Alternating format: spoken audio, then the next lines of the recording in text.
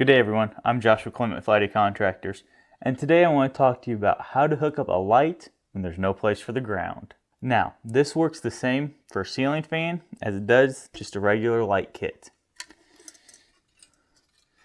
And every light you should have a mounting box, and with each light kit you should have a mounting bracket. And on every mounting bracket I have seen, they have a little screw right here called the ground screw. When you don't have a wire coming in to hook your ground to, what you do is you take your ground wire, which is either a solid copper or green wire. You'll take that ground wire and you'll wrap it around the ground screw. Then you'll just tighten up that screw, and then you'll hook up your black wire and your white wire. That's all there is to it. Not every light kit requires a ground. You can run it just on a 2-wire system with your black and your white wires.